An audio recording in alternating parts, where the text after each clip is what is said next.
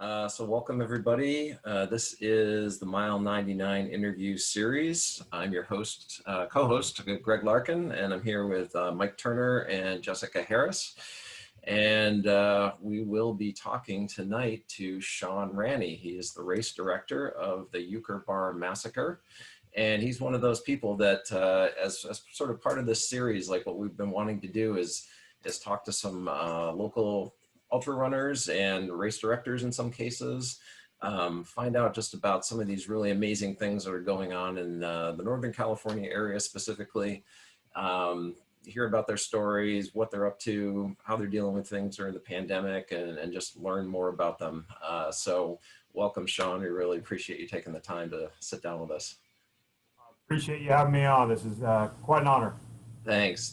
Yeah, well, we were, I'll maybe I'll let Mike explain like what we've been doing over the last couple of months or so and why we thought you might be a good guest. Well, so when the pandemic started, Greg and I were just, him and I are running partners, but a lot of people are running by themselves, running alone, and a lot of the younger people don't get the opportunity to run with these veterans so just to kind of get into together, still feeling kind of inspired, we're not having races, but we're trying to just stay motivated, share inspiration. So we've reached out to people, several are on here, Karen Bonet and Rob Myers and folks like that, to try to just, talk about what they're up to and the cool things they've done and just inspire people.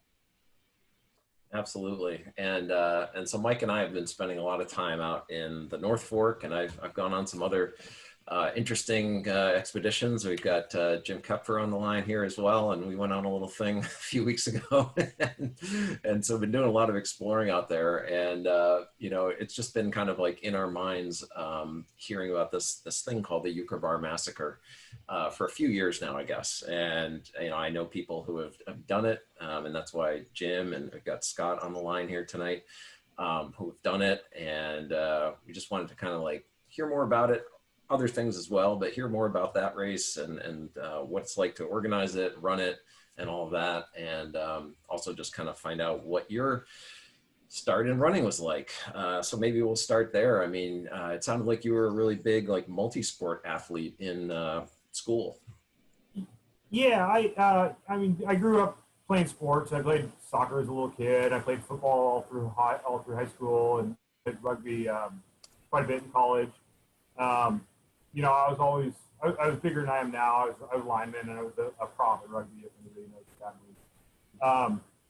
And then after, but always delved very deeply into sport. I had some athletic ability, but I think what I was able to do was really kind of get in and go for it on a lot of these activities. And kind of have the mindset to get into things.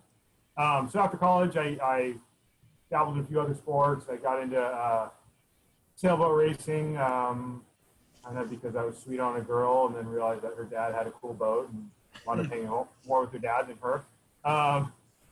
And got into cycling after that. So I rode the bike quite a bit, mountain bikes and road bikes. And then at a certain point, started running kind of as a time saver. I mean, you get a hell of a workout in an hour by running, and it takes 2.5, 3 hours to get a real solid workout on the bike.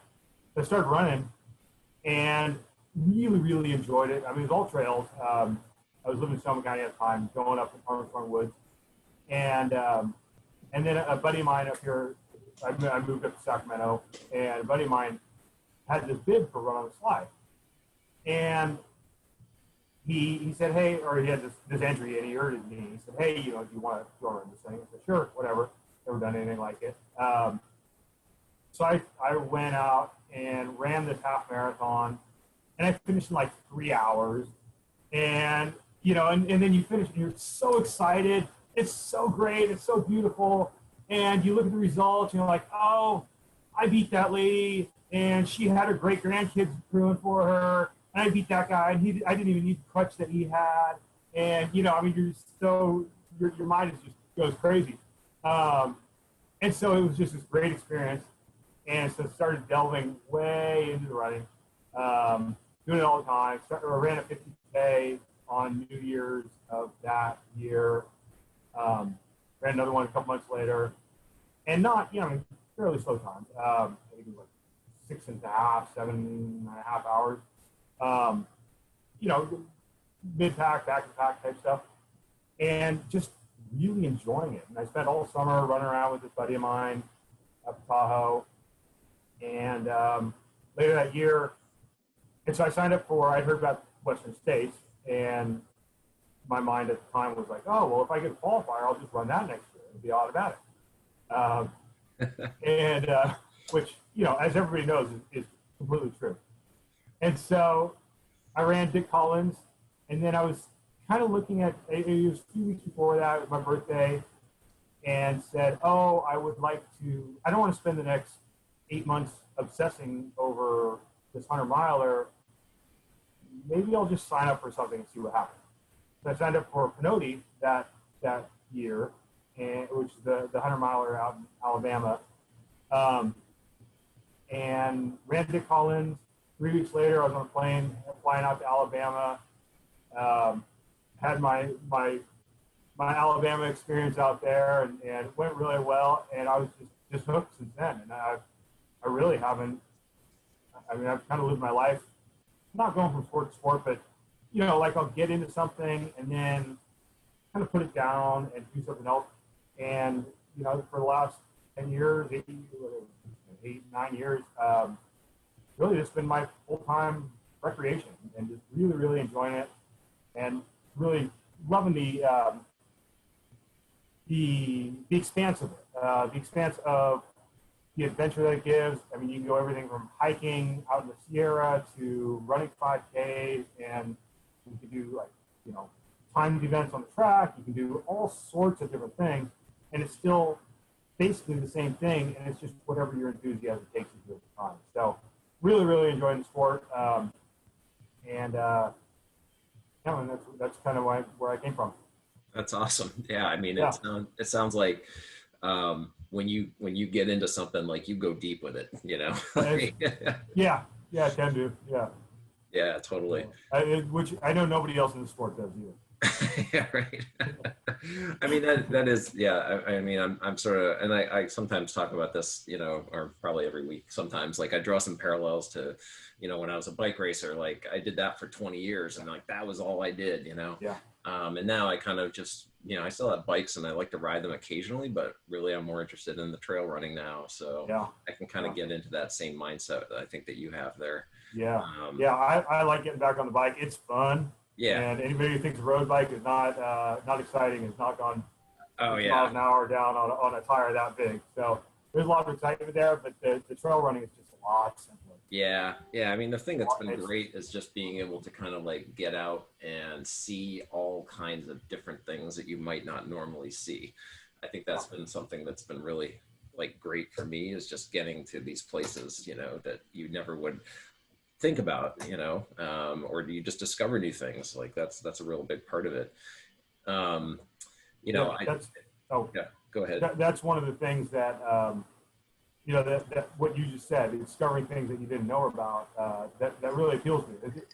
We feel like, and I agree, we feel like the whole world is on Google, and if it's not on Google, then it doesn't exist. And you go out to these places that are not, where it's like there's not a specific objective you're trying to get to. You're just kind of passing through an area, and you find all this cool stuff. The North Fork is fantastic for that. But there are things in the world that Google doesn't know about, and it's cool to know those things. Well, Mike, maybe you can comment on that from say even like this last weekend. Oh yeah, I mean, like the North Fork for sure is a place where you can just discover things that were lost for 100 years, 150 years, and just a lot of special places down there. Yeah, we stumbled on a couple of new things that we'll have to chat with you at some point about, for sure. So if anybody doesn't know, any of your listeners don't know, the North Fork that we're talking about is the North Fork of the American River. Western States basically runs through the Middle Fork, generally speaking. Just to the north there's another fork of the river that hits confluence Auburn. And the North Fork is a designated wild and scenic river. So there's no roads. the trails are very rustic, and it's an old mining, similar to Meadow Park, but it's a very historic mining area. And so there's still mines everywhere, equipment everywhere. Like, you know, I mean, these things are massive pieces of iron, so people didn't haul them out. And it's like being on an archaeological dig without having to dig. You just kind of wander around through the hills and find stuff. Cool. Yeah, absolutely. And so when was, I guess one of the things as we sort of get towards talking about the Euchre Bar Massacre is like, what was your first exposure to the North Fork area? Like, how did you get into that? Yeah, so we did, and Scott was there as well. When I first started getting into running, I heard about this thing up in Redding called the Meow Marathon. A guy named Mark Swanson put it on. He'd been at Barkley a few years ago and wanted to do something that was, you know, similarly whimsical, if you want to put it that way, but similarly didn't take himself too seriously, but very difficult physically. And so, same sort of thing where you get directions and you're finding, you're finding things out in the forest. And so I signed up for this thing, and I didn't know what I was getting into, and I just knew I was going to do a lot of climbing. So I put it out to a few people that I knew that, hey, where's a good place to train for something like this? And somebody mentioned the Euchre Bar Trail, and it took me a few months to even find the trail. And went up there, went down the trail. So the Euchre Bar Trail is a pretty pretty well maintained trail that goes down into the canyon. There's a footbridge at the bottom that spans like a beautiful swimming hole. And then there's a pretty good trail that goes up the river from there. So I went down there and I was just blown away. This water, clear, azure, rock bottom river. You go up there and it's steep and it's cool, and the trail is rustic, and it's you don't feel like you're somewhere that a lot of other people have been. So that was my first exposure, and started getting into that, going out there more and more. And then basically it's the Euchre Bar Trail, and then there's a trail along the American River. And I started looking at the maps, and there's like all these lines that go up here and there. And so I just started following these black lines, black dotted lines on the map, which are old mining trails, like you were mentioning, or old cuts that are generally unmaintained. And just starting to explore these areas, and then trying to connect one to the other, and figure out a good route to get to the top of this knoll or whatever. And just got really excited about it. And so because of Meow Marathon, it was in the spring. I said, oh, well, maybe it'd be a good idea to do a complimentary thing in the fall. So that's where it came from. And so, yeah, I mean, if you want to blame somebody, you can blame Mark Swanson, not me. All right. We'll look him up. So I don't know. What do you think, Mike? Shall we unmute a few of the participants here that have done this race, yeah. and like start getting a little of that color coming in? We've got 3 people here, I believe, on the line. We've got Scott Martin, we've got Jim Kupfer, and Joe Steinmetz, all finishers of the Euchre Bar Massacre. Scott is the course record holder for the 50 miler, if I'm not mistaken, in just 22 hours and 37 minutes. Is that right? That's correct. Myself and Dylan Andrews, we finished together that year. Okay, gotcha. So for everybody that's on the line and maybe hasn't done an ultra, or maybe you've done an ultra, 22 hours for a 50 miler, not a 100 miler, a 50 miler.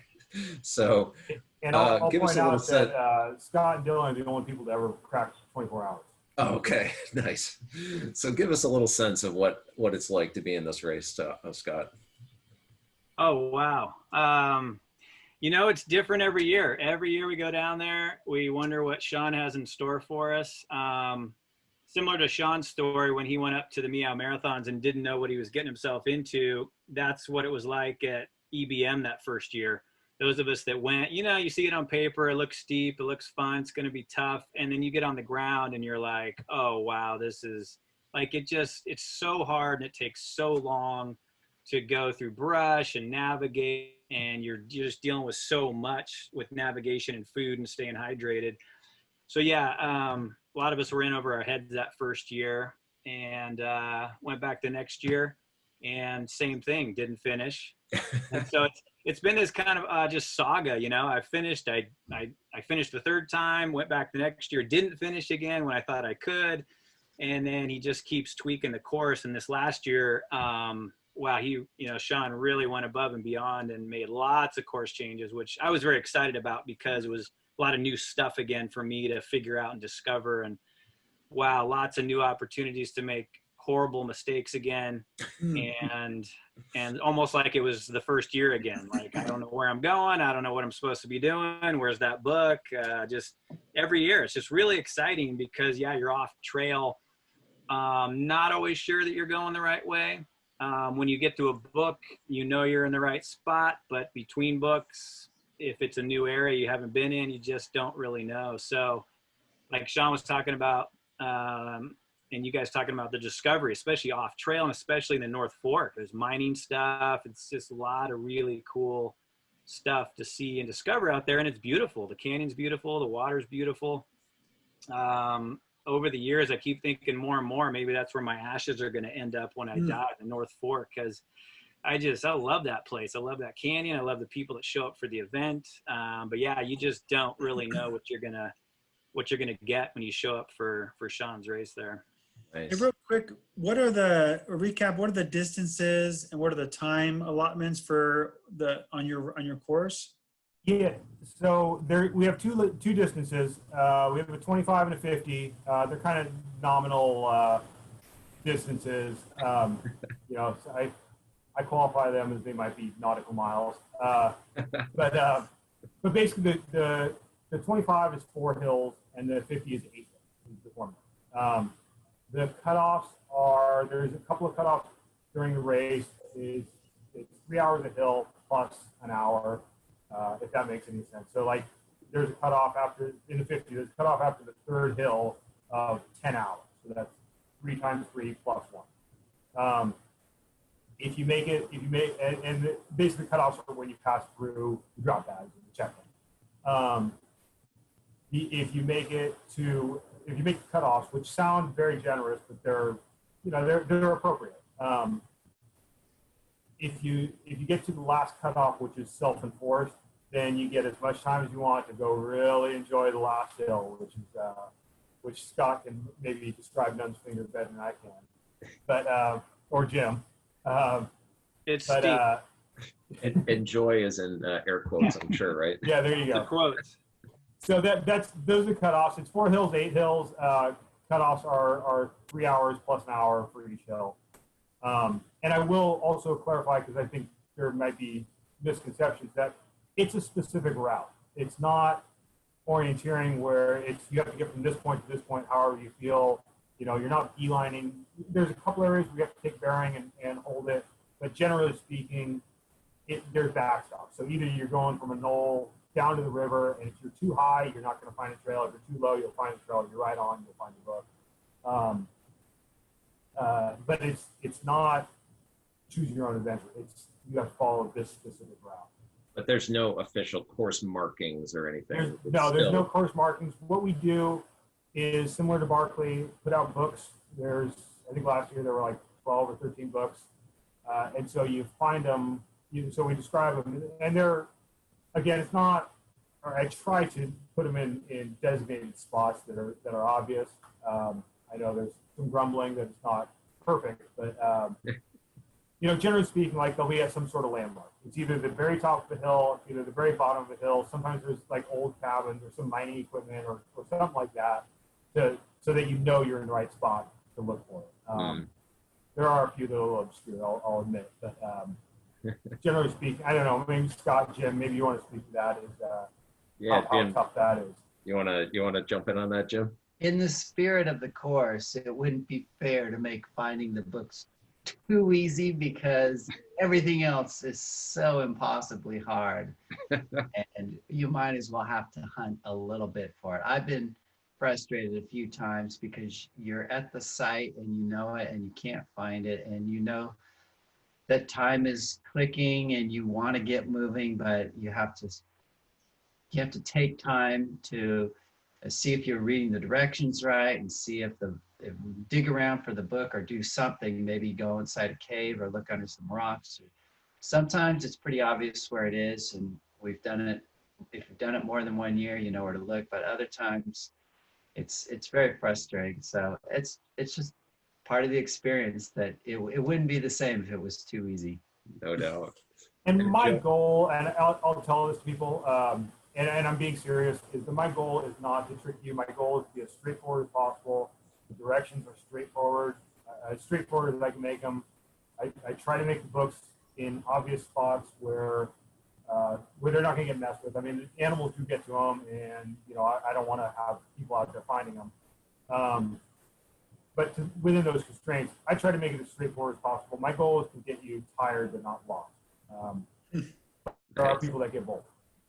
And Joe, I think I saw a picture from your Strava from last year's. You came in second last year in the 25 miler, if I'm not mistaken, and it looked like one of the books was chewed up by an animal of some sort. Yeah, that's right. It was the Pioneer Mine location, and you found fragments of the book. And for some reason, I went back there, I think a week later, and I found the rest of the book, but not quite near the mine entrance that it was located in. But yeah, it's most of the other books were in the general area that you would expect them to be. But this was, hey, I got a fragment, I'm good, I can move on. Did you have to get like a specific, do you have to get a specific page, or is it enough just to have like something out of the book? Normally there's a page number. You have a number that you're after, Yeah. and that page number, I think, changes at the drop bag location. So probably the hardest thing for me was remembering to get the page, and then to remember to use the right number. And that was really hard because you're kind of focused on, trying to get where you're going, but not falling down. There's some of the cross countries that go downhill. You really need to pay attention. You can fall and, you can get hurt. But for the most part, I found, I did the 25 miler, so 4 hills. And I hate to be underprepared. So, I was out there in the North Fork every weekend for months ahead of time. And so I knew generally everything out there, but Sean always puts something new in. And so there was a few new things to experience. And that made it a lot of fun. But for me, it was a great experience, and I'm kind of hooked on the North Fork now. So, I'm out there every week, at least once a week, sometimes twice a week, and just exploring the area, sometimes on trails and sometimes off trails. And I kind of slightly prefer the off trails now, just because I think it's a lot of fun. There's bushwhacking, but it's a lot of fun to get where you're trying to go without a trail. Yeah. I've been a participant in a couple of those, and I will say it is quite a challenge out there. I mean, it's definitely something you have to be ready for. It sounds like you got it kind of dialed in well, and I think you're right. Like being out there and having the ability to access that ahead of time, I'm sure makes a world of difference. So I have a question. So if you're new to this kind of adventure, what kind of skills, would help you prepare? If you're an ultra runner or a trail runner, what are the skill sets that you would probably want to have to be successful in this kind of race? I think for myself, the main thing would be just a comfort of allowing yourself to go to feel the freedom of going wherever you want to go. I think there's a lot of people, myself included, where you're like, okay, this is the road, this is where I'm going to drive, this is the trail, this is where I'm gonna walk, and then to say, oh, I'm going to take a right here, even though there's no trail, it takes a little bit of a mindset shift. So that, I think, is, and then once you do that, it kind of opens up a whole new world for you, as Joe was alluding to. So I think that's the first and foremost, is just make that step before you show up.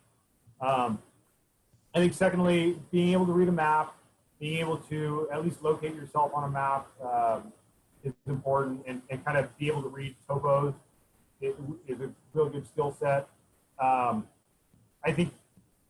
Scott, you guys speak up if I'm wrong, but I don't think that holding a bearing like like following a bearing on a compass is totally necessary here. We allow GPS. I don't give you a GPS route, but most of the people use Gaia GPS on their phones, which is a fantastic program if anybody is interested in any sort of mapping or navigation. It runs on your iPhone. It's like $20. It's awesome. It's really, really good. So that's what most people use. And I don't know, what else? You got to be able to climb. There's no secret. You got to be comfortable bushwhacking and realizing that it's going to go slow. You got to be able to take care of yourself, because if you're, if you're going 3 hills between 8 stations, that's 9 hours. Plus, if you don't make cutoff, it might be 10, 12 hours that you're hanging out by yourself. So that sort of thing. But on the flip side, there's always people that are surprising. There are a lot of people who show up and just kill it. Killing it might mean finishing 3 hills, but doing really well and really find something. They wind up surprising themselves, I think, a lot more than surprising anybody else. That's mostly the most fun. It's great to see somebody finish. It's really cool to see somebody say, "Holy moly, I've never done anything like that. That was awesome." That's my favorite part of the race is hearing that. So, so that was my comment. I don't know, Scott, Jim, you guys have any other thoughts on that? Yeah, I think there's the obvious. At EBM, one thing I like about it is, Sean will get you on. You get on the right hill, and you're just going for 2,000 feet, 3,000 feet, and you can just kind of dig into the climb and go. And it's not constantly looking or trying to figure out where you are, where you're supposed to be going. But as far as like first time doing something like that, there's the obvious of, be fit, do a lot of hills, all that kind of stuff. But going back to what we were talking about with the frustration of not finding the books or going slower than you thought you were going to go, I think that's huge. Because on paper, obviously get fit, be strong, be ready. But the mental aspect, more than a regular ultra, is huge, because, man, there are some climbs where you're just going to be like, I can't believe how slow I'm going right now. Or I know the book is here and it's not here. And like Jim was saying, that the time is ticking away. And those cutoffs are not easy to make out there. You've really got to be on it and be moving. And so if you're flirting with the cutoffs, it's in the back of your head. And every time you have a setback, every time you make a mistake or go the wrong way, you got to keep your head and you got to stay focused and kind of keep that in the back of your head. But you got to stay calm and stay focused out there, because injuries right around the corner, being off trail, and sharp branches and missing cutoffs so just keeping your head when things aren't going well, because they're probably not going to go well at various times. And one other thing that you said, Scott, is that I've found, because I've done some of these things. I don't just put this on. I did Meow, and I've done some of these other ones.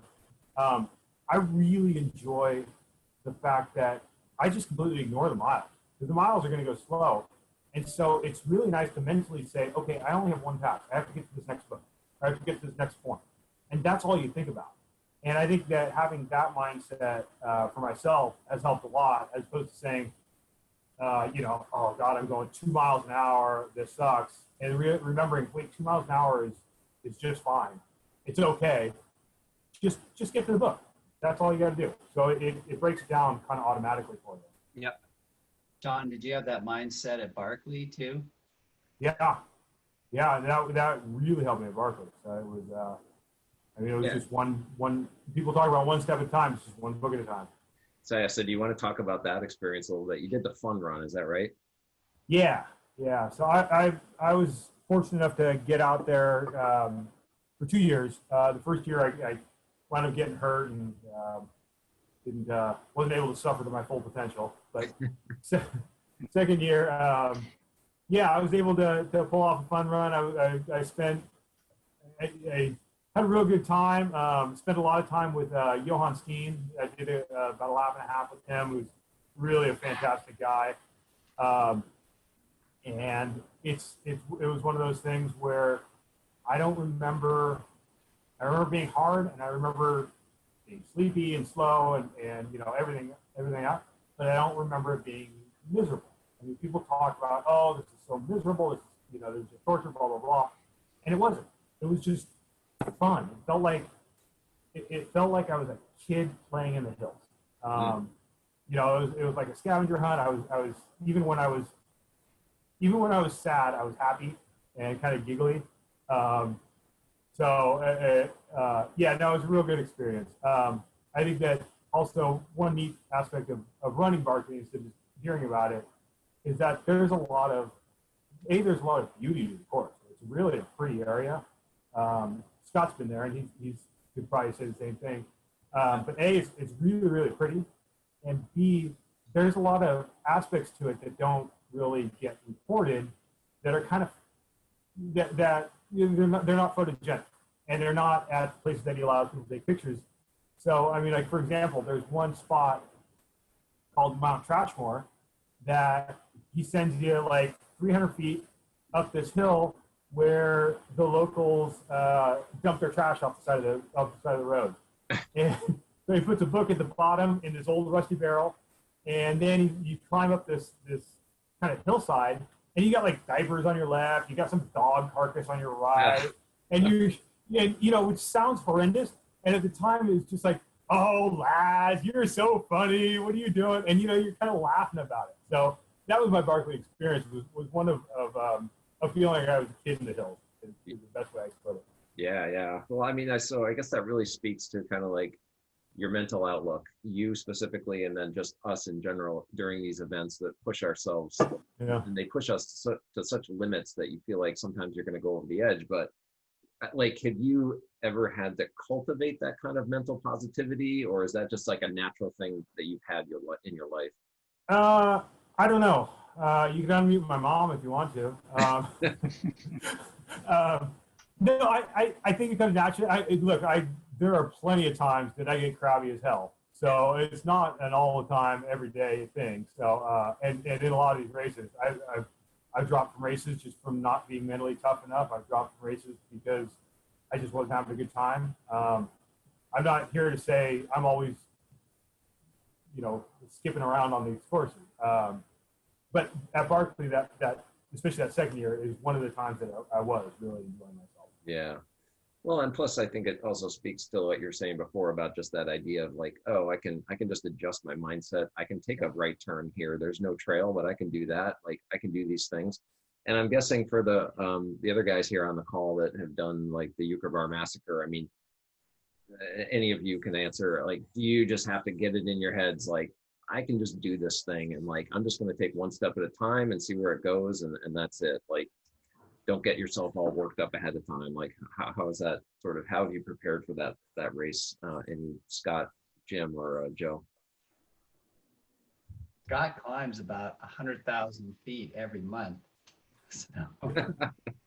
A lot of climbing. I think a lot of the mental toughness comes in just with training. Like if you get out there and you're putting yourself off trail or just hill repeats for 6-10 hours, whatever, bad weather, if you're just out there doing really hard stuff in tough conditions, I think you just naturally kind of develop that mindset of just stick with it, push through kind of thing. Mantras can be helpful for sure, but like Sean said at Barkley, it's similar to EBM. I think of it as a scavenger hunt. It's a really hard, fun, beautiful scavenger hunt in the woods with these amazing people. And so, yeah, it's hard. It's steep. The cutoffs are tough to make. And there's times where it's not going well and maybe it doesn't seem like fun at the moment. But when you come through the other side, finish or no finish, it is like the coolest experience ever. I just love it. Awesome. That's great. Joe, anything to add there? Yeah, when I said I like to prepare for things, and I certainly did that for Euchre Bar, but I did that a lot with, friends who also like to be in the North Fork. And while that's great and a lot of fun, and you learn a lot of new things because, there's always more experienced people out there than you. One of the things I learned early on is I needed to go out there by myself, and I needed to feel like I could be out there without a trail and figure out where I needed to go and get myself there. And even at night, right? That's a factor. And so I got out there and I did that ahead of time. And I needed that because I don't think I could have been successful not experiencing it by myself. Yeah. And like I said, in the dark, that's a needed thing. That was another thing I wanted to ask you about, Sean, was just like weather conditions that you might encounter out there, and obviously the darkness, just due to the fact that you're going pretty slow during this race. I mean, that just has to up the ante quite a bit. Yeah, so we start at 6 a.m., which it's the second weekend of October. So this year it's October 10th. So it's, I don't know exactly. It's probably 11, 12 hours of daylight, something like that. We start at 6, which is dark, but the sun comes up around 6:30. The weather is generally, weather's been good every year except for one. One year we got 6 inches of rain and it was a deluge the whole weekend. Wow. But other than that, which was an anomaly, October in Northern California is spectacular. So it's always been clear, not too, it's been either cool or warm, but not hot, not cold. But yes, night is part of it. Even if you're on the 25, there's nobody that finishes before it gets dark. So you got to be able to do this stuff at night, which is again sort of mindset where, like I was saying earlier, like stepping off trail is just a shift in mindset. Realizing that night it's not scary if you don't let it be scary. If you just say, well, this is just the same world except for there's less light, then you go, all right, well, I'm gonna do what I can. You bring a big headlamp as bright as you can, which is useful. It goes slower. There's no question. It's harder to find your way around, or it's harder to find details. It's not harder to find. Like when Scott said you're going up this hill, as long as you're on the right hill, the bulk of the climb, the middle 95% is kind of the same, or at least similar. Finding the detail, finding the book is probably a lot harder at night. But by and large, it's mostly the mental thing of just accepting it, not fighting it, not saying, oh, this is scary. You hear a bird out in the trees and you get all freaked out. Just realizing that it's the same world. It just doesn't have light on it. Right. Very much, just kind of accepting things in the present moment as they are, and keep moving forward, it sounds like.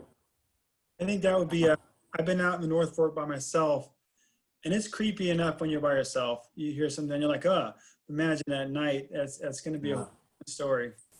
It does have a little bit of a vibe to it. I've been down there a few times where, I don't describe it as ghosts or anything like that, but there's been a couple times down there that I look around and I'm like, it's just kind of has a weird vibe in a few spots. There's a lot of old miners probably out there, as Mike said. Yeah. has told me.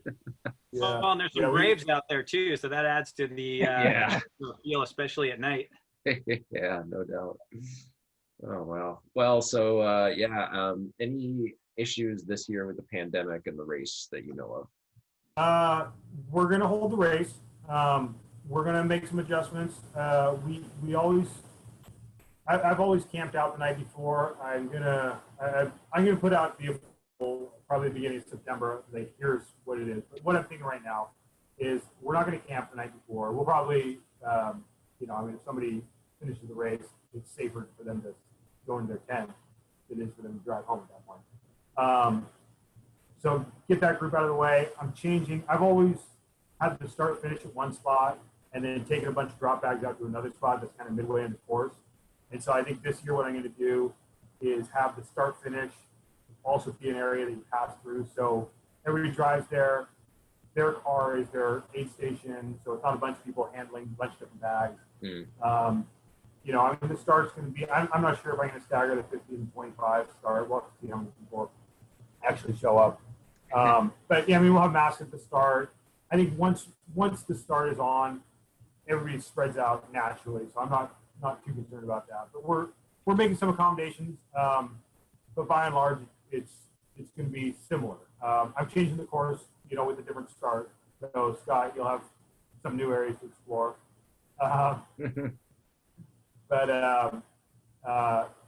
Yeah, I think the experience should be very similar. I think the details of the start and the finish are going to be a little bit different. And I haven't figured out exactly how to do books. I don't know if I can do that with pictures or, you take pictures with your phone or something like that. Oh yeah. But just try to minimize the handling. I don't want, we're not going to be the race that makes it no fun for anybody else. It sets everything back 6 months. Right. If there's, I know there's a handful of races that are going on.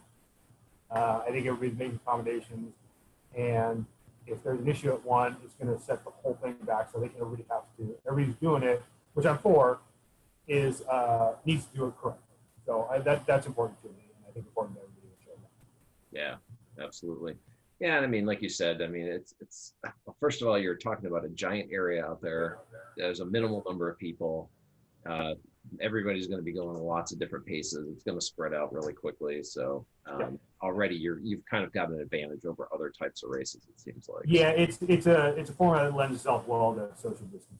Yeah, exactly. And we have I have 50 people. So if anybody's listening and is interested in running, there's 50 people in the race, or I have 50-person registration. That's total of both distances. We're full right now. We've got a wait list, which Greg and Mike are on, of I think 8 right now. And so if you want to run, shoot me an email. I'll throw you on the list. I've never had. There's always been a lot of turnover in September and in October.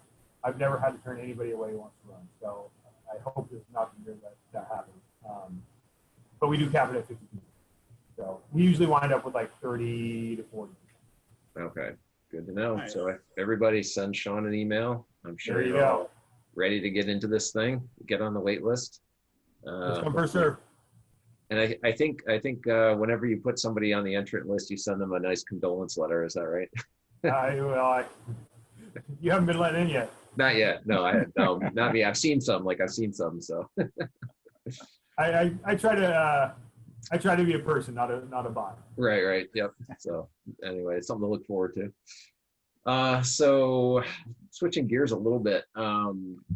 I also just, as we were kind of like chatting over email and through some other forums before this and giving us some information, I wasn't aware, and thanks for letting us know, that you actually had the TRT FKT, unsupported FKT. I did, yes. Yeah, for like 5 years, up until like a few weeks ago? Yeah, about a month ago, Kyle Curtin went out and just smashed it. So, but yeah, no, I held that for, I think it was 5 years or something like that.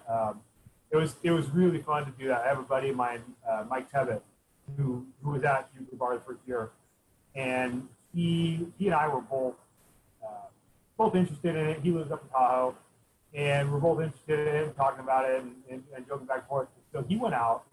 I forget what year. I think it was 2014.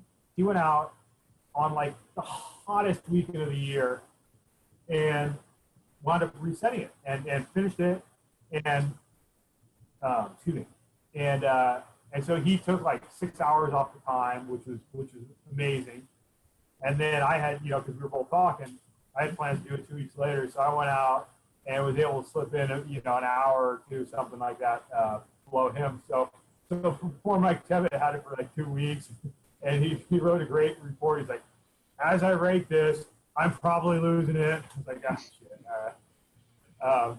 But yeah, no, that was a really cool experience. It took me, that was one of the, I've done a few projects that have taken me a few strides, and that was one of them. I did Tahoe 200 1 year, and dropped around mile 90 because I was too big of a weenie. And then I tried doing the Tahoe Rim Trail about a month late after that, and ran into a bunch of snow and had to change my plans, and then was able to pull off the lap that following spring or following summer, and to pick it up. So that was a lot of fun. That was really cool. Nice. Yeah. So, I mean, you've really taken on like some huge challenges. And I mean, the other one that I was interested in hearing about was the Ball State 500K. Yes, everybody should run Ball State. Yeah. Everybody thinks it's horrible, and it's fantastic. No, Scott, don't shake your head. Just go run it. No, it's so great. It's the only race that I've ever been in or thought of or I know of where the people in the community are part of the race course. So the concept is not just that it's a 500K race going from point to point, although it is. I mean, there's a specific route that you're following. But so Ball State, in case anybody doesn't know, is run basically the top left corner to the bottom right corner of Tennessee in the middle of summer in the hottest part of the year. And so there's two divisions. There's screwed and crewed. And so crewed means that you can have like a car follow you around and somebody helping you out, which is about 20% of people. And then 80% of people are screwed, which means that you start this thing off and you're on your own. You get whatever you want, wherever you want.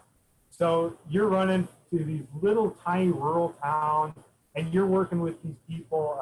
You're getting your stuff from gas stations. You get stuff. You want to stop at a restaurant, you stop at a restaurant. If you feel like renting a hotel for a couple hours, you do that. But what it evolves into pretty quickly is, oh, there's a church with a hose. I can go sleep on that front porch. That sounds great. And then you're like you'll be going through this thing and it'll be hot and you're running out of water and you're forced to go knock on people's doors, or like at night you sneak by and hope the dog doesn't wake up and fill up your water bottle, things like that. So it's a complete free-for-all across the state, which is, in my mind, like total self-reliant, funny, fun experience. And the people of Tennessee are just fantastic. Everybody to a person is nicer than you expect. You feel bad about asking for something. At least, you feel like you're imposing on them, and they're like, "Oh, well, why don't you come in?" There's one family there. They're like, "Oh, come on in, take a shower. We'll wash your clothes." Okay, I guess. And so there's all these at Ball State. There's a handful of nothing's official, but there are people that know of the race, and so they have these road angel stops where like you know that they're going to have some watermelon or water or something like that for you. And then there's kind of smaller ones where people will just like leave a cooler out on the front steps and just put a sign up saying Ball Stater. You go up there and you grab a Coke and you tool along your way and there's nobody there. It's just fantastic. It's just good. I was going through this town at one point in the heat of the day, and I look like I'm homeless and I'm meth, and all of a sudden this car like makes a U-turn in front of me. I was like, oh shit! And this lady leans out her window. She's like, "You look hot. I stopped in the store and got you 2 water bottles." She handed me 2 whole water bottles. She didn't know there was no racers within 5 miles of either side of me. She didn't know what was going on. She just saw some dude sitting on the corner and was like, "Oh, I need to help this guy out." And you just don't see that sort of thing. It was a fantastic experience. Sounds amazing. Yeah. And that's Laz also runs that one. Is that right? It is, yeah. Okay. It's his brainchild. He does some pretty unique stuff. I just finished the virtual race across Tennessee a couple of weeks ago, so is that right? I got a buckle. Nice. Yeah, it makes you wonder if California has that kind of hospitality where we could be successful, or if you would just end up with people shutting their blinds. Yeah, I'd be interested. I think we would. I think people are people. I think people are nicer than you think you give them credit for. I have one of my many stupid ideas is to try doing do a run of the California Mission to see how that goes. Wow, that's cool. Which would be the same thing. It's all roads, and I mean it'd be a lot longer, but or maybe do it in sections. But kind of same thing where you're forced to you're forced to interact with people because you're kind of at wit's end. And I think that people would respond to that.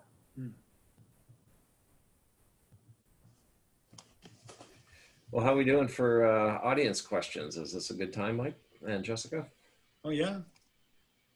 Yeah, I have a couple from Facebook. Clint was wondering, speaking of Vol State, how you jumped on a plane right after. Tell us that story. The logistics of it? Yeah, did you just jump on a plane right when you were done?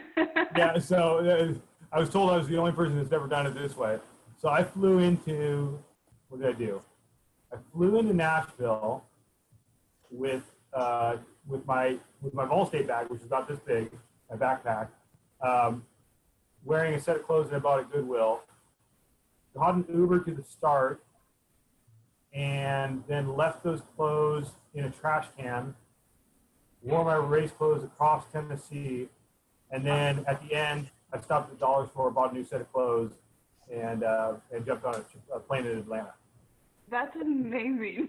That's awesome. So, Logistically, that sounds pretty efficient. it was there. So Vol State has a bus that goes from the start to the finish, or from the finish to the start, the day before it starts. And most people do it that way. And they drive to the finish, take the bus, and then run back. The idea of sitting on a bus for 8 hours didn't appeal to me, which actually worked out because it turned out that the year that I did it, the bus was delayed by about 14 hours. And everyone was sitting out on the lawn. So, yeah. And then me and Clint were both wondering, are you drinking Breaking Bud? I am drinking the New Belgium, let's see if I can get on here, the American Haze.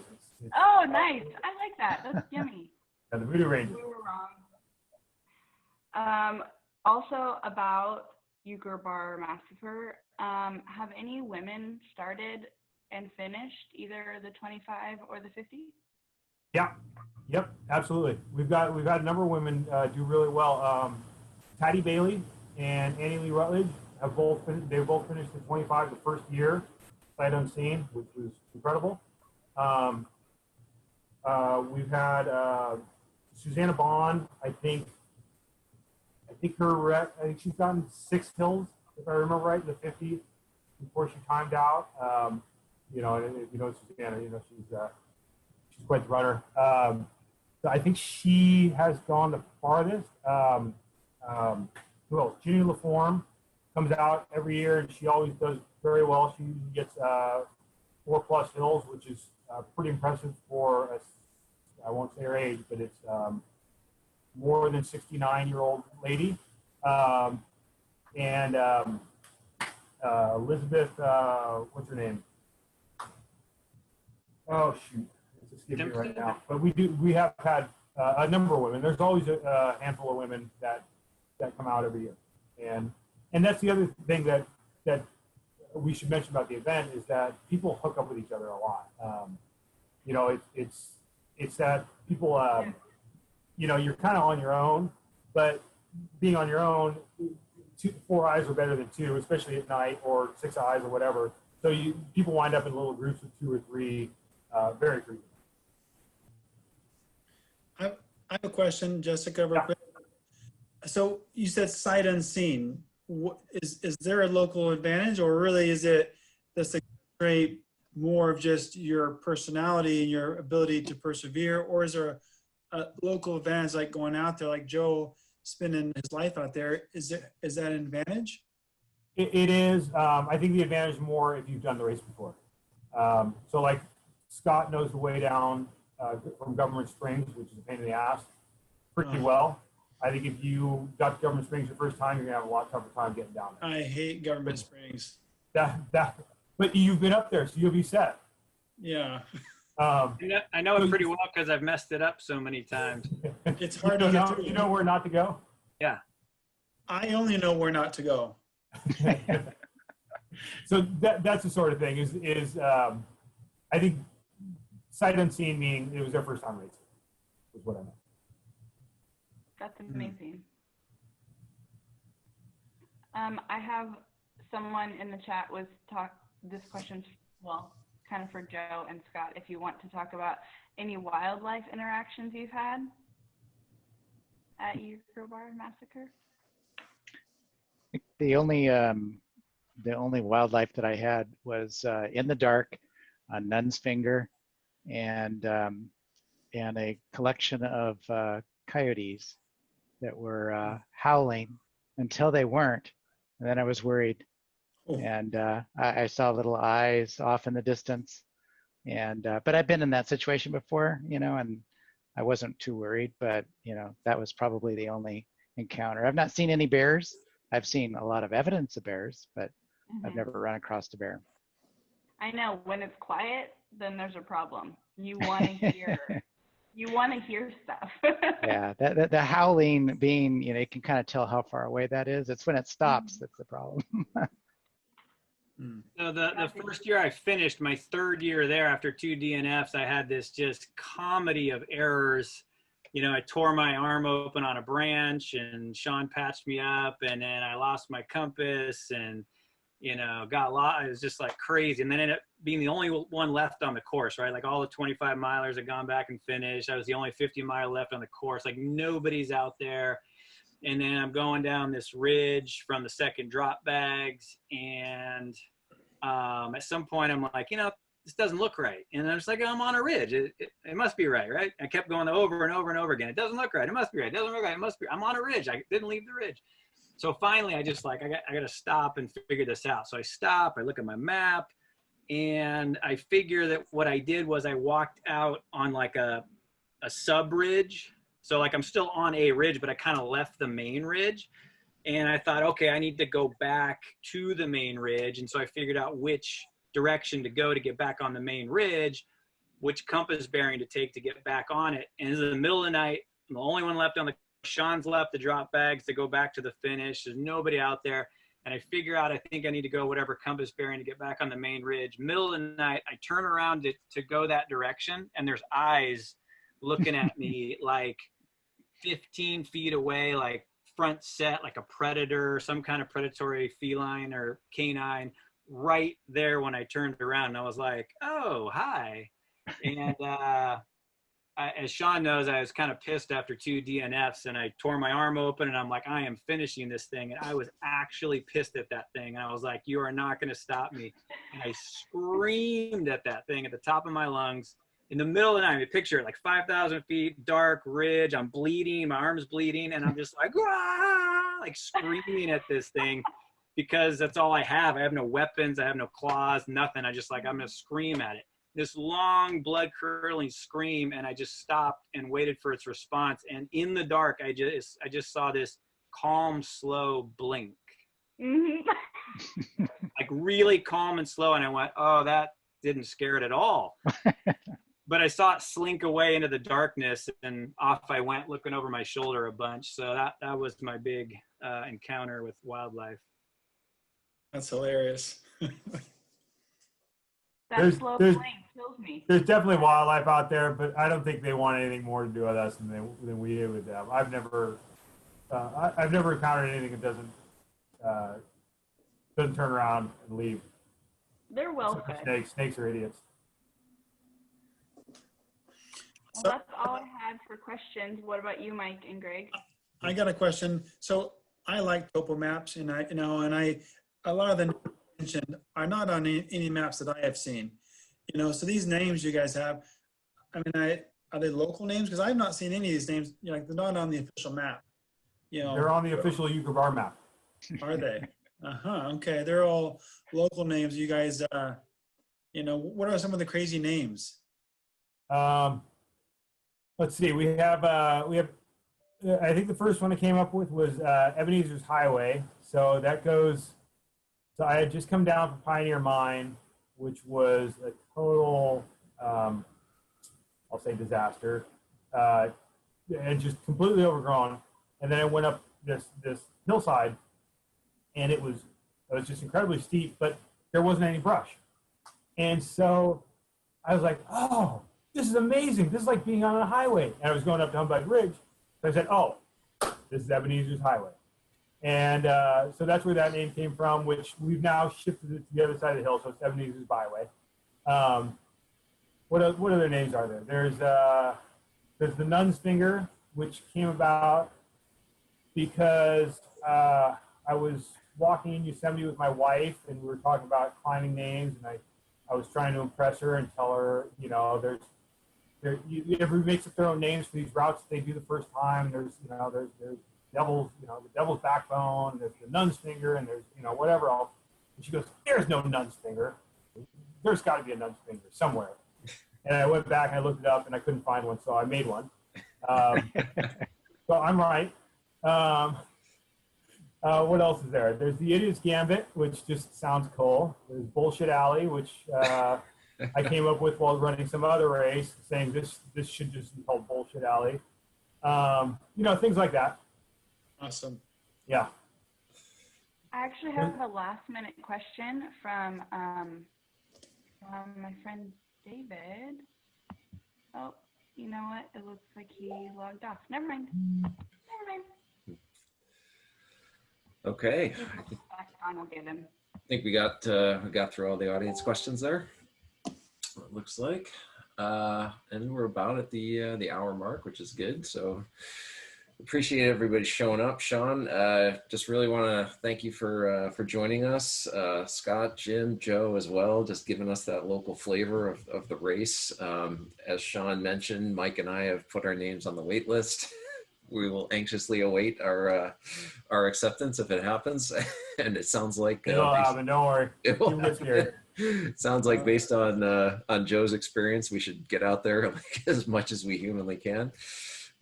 Go up and down, on trail, off trail, whatever. So yeah, it sounds like an adventure, and just in general, like reading through kind of like a lot of the things you've done, Sean, like you just have that adventurer spirit, and I think a lot of us can appreciate that. So Well, really great. Thanks for having us. Thanks for having all of us, and we appreciate the opportunity to talk about it. Yeah, absolutely. And I just want to also thank Paulo Medina at the Auburn Aid Station, auburnaidstation.com. Go in, visit. They're open right now. You can actually order beer, take it home. And they're also running a Thursday night run every Thursday at 6, Thirsty Thursday. And they do have an online shopping portal in case you ever want to order anything from them. So auburnaidstation.com, right downtown in Auburn, California. And thanks again to everybody, and we'll be back in 2 weeks, and we'll be talking to Bob Schubest, one of our local ultra runners, and who's now up in this area after being out in the Lake Sonoma area for a while. So we'll get to chat with him and see what he's been up to since he's gotten out here. Thanks again, everybody, and we'll talk to you again soon. Thanks, everyone. Appreciate it. Thanks, guys.